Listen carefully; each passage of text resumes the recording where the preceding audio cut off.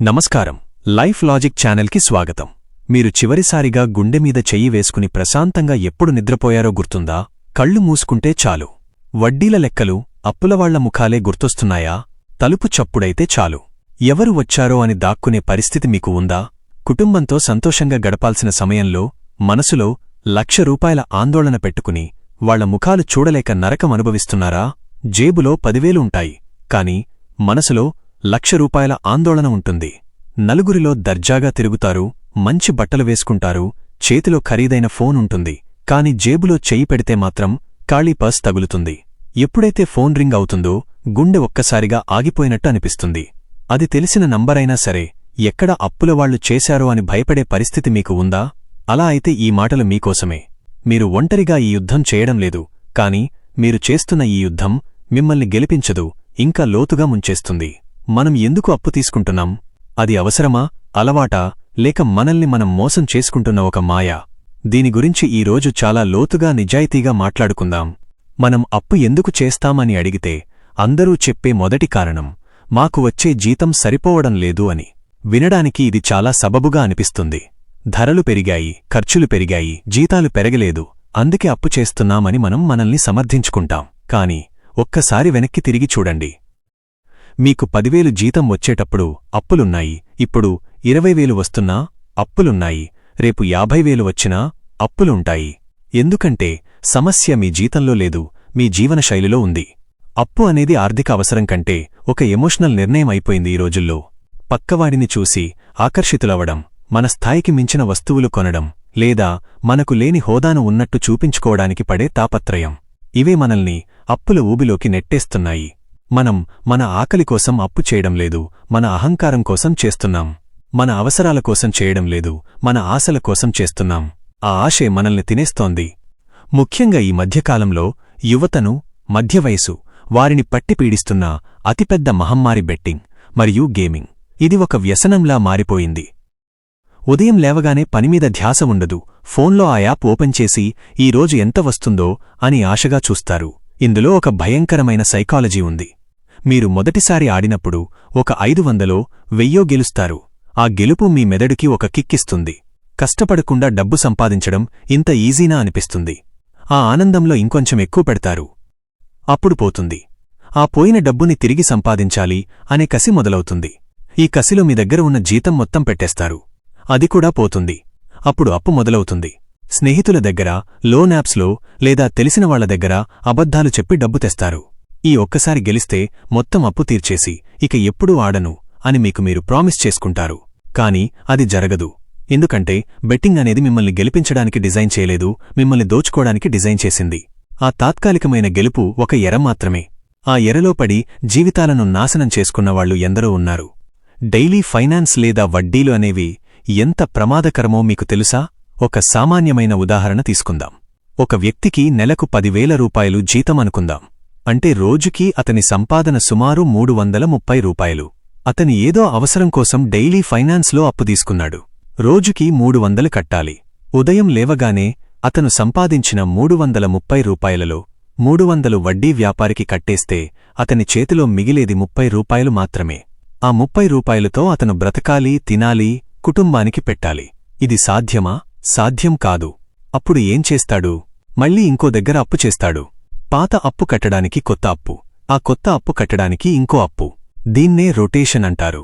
ఈ రొటేషన్లో పడిన మనిషికి నిద్ర ఉండదు, తిండి సహించదు. వారం తిరిగేసరికి అసలు ఎవరికి ఎంత బాకీ ఉన్నాడో కూడా మర్చిపోయే స్థితికి వస్తాడు. కేవలం వడ్డీలు కట్టడానికే జీవితం మొత్తం సరిపోతుంది. అసలు ఎప్పటికీ తీరదు. వడ్డీ రేట్లు చూస్తే భయం వేస్తుంది. ₹3 వడ్డీ, ₹5 వడ్డీ, ₹10 వడ్డీ అని మనం తేలికగా అనేస్తాం. కానీ సంవత్సరానికది ఎంత అవుతుందో లెక్క వేసుకుంటే గుండె ఆగుతుంది. ₹10 వడ్డీ అంటే సంవత్సరానికి 120%. అంటే మీరు తీసుకున్న డబ్బుకి రెట్టింపు కంటే ఎక్కువ కేవలం వడ్డీ రూపంలోనే కడుతున్నారు. అంత లాభం ఏ వ్యాపారంలోనూ రాదు, ఏ ఉద్యోగంలోనూ రాదు. అయినా సరే మనం ఆ క్షణాన అవసరం గడవడం కోసం సంతకాలు పెట్టేస్తాం. ఆ సంతకం మన తలరాతను మార్చేస్తుంది. వడ్డీ కట్టలేని రోజు అవమానాలు మొదలవుతాయి. అప్పు ఇచ్చినవాడు ఇంటికి వచ్చి గొడవ చేస్తాడు, నలుగురిలో పరువు తీస్తాడు. ఆ అవమానం భరించలేక మళ్లీ తప్పుడు నిర్ణయాలు తీసుకుంటాం. కొంతమంది పరువు పోతుందని భయపడి ఊరు వదిలి పారిపోతారు. అప్పు అనేది ఒక ఆర్థిక సమస్య మాత్రమే కాదు, అది మన ఆత్మగౌరవాన్ని చంపేసే ఆయుధం. ఈ మొత్తం వ్యవహారంలో ఎక్కువగా నష్టపోయేది ఎవరు? అప్పు చేసినవాడు మానసిక ప్రశాంతతను కోల్పోతాడు, అది నిజమే. కాని అతని కుటుంబం, వాళ్ల పరిస్థితి ఇంకా దారుణం. భర్త ఎందుకు చిరాకుగా ఉన్నాడో భార్యకి తెలీదు, నాన్న ఎందుకు ముభావంగా ఉన్నాడో పిల్లలకి తెలీదు. ఇంట్లో సంతోషం ఉండదు, చిన్న చిన్న విషయాలకే గొడవలు జరుగుతాయి. ఆ అప్పు చేసిన డబ్బుతో కుటుంబం ఏమైనా సుఖపడిందా అంటే అదీ లేదు. ఆ డబ్బు బెట్టింకో, జల్సాలకో లేదా పాత అప్పులు తీర్చడానికో పోయి ఉంటుంది. అంటే కుటుంబం ఆ డబ్బుని అనుభవించలేదు, కాని ఆ అప్పు తాలూకు బాధను మాత్రం అనుభవిస్తుంది. బంగారం తాకట్టు పెట్టాల్సి వస్తుంది, ఉన్న చిన్న ఇల్లు అమ్ముకోవాల్సి వస్తుంది, పిల్లల చదువులు ఆగిపోతాయి. అప్పు చేసిన వ్యక్తి బాధ్యతారాహిత్యం వల్ల నిరపరాధులైన కుటుంబ సభ్యులు శిక్ష అనుభవిస్తారు. ఇది ఎంతవరకు న్యాయం? మనం అప్పు చేయడానికి మరో ప్రధాన కారణం స్టేటస్. పక్కింటివాడు పెద్ద స్కూల్లో పిల్లల్ని చేర్పించాడు, మనం కూడా చేర్పించాలి. వాడు బైక్ వాడుతున్నాడు, మనం వాడాలి.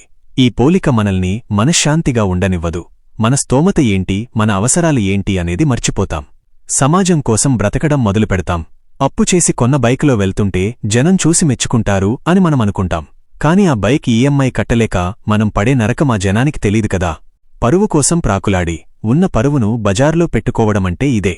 నిజమైన ఆనందం వస్తువుల్లో ఉండదు, స్వేచ్ఛలో ఉంటుంది. అప్పు లేనివాడికి ఉండే దర్జా అప్పు చేసి బెంజ్ కారులో తిరిగేవాడికి ఉండదు. రాత్రి హాయిగా నిద్రపట్టేవాడే నిజమైన ధనవంతుడు. మన మెదడు చాలా తెలివైనది. మనం తప్పు చేస్తున్నప్పుడు అది మనకి రకరకాల సాకులు చెబుతుంది. పర్లేదులే, వచ్చే నెల బోనస్ వస్తుంది కదా, అప్పుడు కట్టేయొచ్చు అని అబద్ధం చెబుతుంది. ఈ ఒక్కసారికి లోన్ తీసుకుందాం, తర్వాత జాగ్రత్తగా ఉందాం అని మభ్యపెడుతుంది. కాని ఆ తర్వాత ఎప్పటికీ రాదు. వచ్చే నెల వచ్చేసరికి ఇంకో కొత్త ఖర్చు వస్తుంది. అప్పుడు మళ్ళీ ఇంకో నెల చూద్దామనుకుంటాం. ఇలా వాయిదా వేస్తూ వేస్తూ అప్పుని కొండలా పెంచేసుకుంటాం. అప్పు చేయడం ఒక అలవాటుగా మారుతుంది. చిన్న అవసరానికి కూడా వేరే దారి వెతకకుండా అప్పు పుడుతుందా అని ఆలోచించే స్థితికి వస్తాం. ఎప్పుడైతే అప్పు చేయడం అలవాటు అవుతుందో అప్పుడు సంపాదించాలి అనే కసి చచ్చిపోతుంది. ఎందుకంటే ఎంత సంపాదించినా వడ్డీలకే పోతుంది కదా అనే నిరాశ ఆవహిస్తుంది. కొంతమందికి అప్పు తీసుకోవడమనేది ఒక సాధారణ విషయంగా మారిపోతుంది. ఎప్పుడూ కష్టాల్లో ఉన్నట్టు, ఎప్పుడూ డబ్బులేనట్టు నటించడం మొదలుపెడతారు. ఎవరైనా మంచి సలహా ఇస్తే వినరు. మీకేం తెలుసు నా కష్టాలు అని ఎదురుదాడి చేస్తారు. ఎవరైనా బెట్టింగ్ మానేయి అంటే కోపమొస్తుంది. లోన్ యాప్స్ జోలికి వెళ్లకు అంటే విసుగు వస్తుంది. ఎందుకంటే వాళ్ల ఊబిలో కూరుకుపోయారు, బయటికి రావాలనే ఆలోచన కంటే ఆ క్షణానికి ఎలా గట్టెక్కాలి అనే ఆలోచనే వాళ్లకెక్కువ ఉంటుంది. ఇలాంటి వాళ్లు తమ సమస్యని కుటుంబం దగ్గర దాస్తారు. భార్యకి తెలియకుండా అప్పులు చేస్తారు, తల్లిదండ్రులకి తెలియకుండా లోన్లు తీసుకుంటారు. ఎప్పుడైతే విషయం బయటికి పొక్కుతుందో అప్పుడు జరిగే విపరీత పరిణామాలు చాలా తీవ్రంగా ఉంటాయి. నమ్మకం అనేది ఒకసారి పోతే మళ్లీ రాదు. ఆర్థిక నష్టం కంటే బంధాల నష్టం పూడ్చలేనిది. అసలు అప్పు ఎప్పుడు చెయ్యాలి?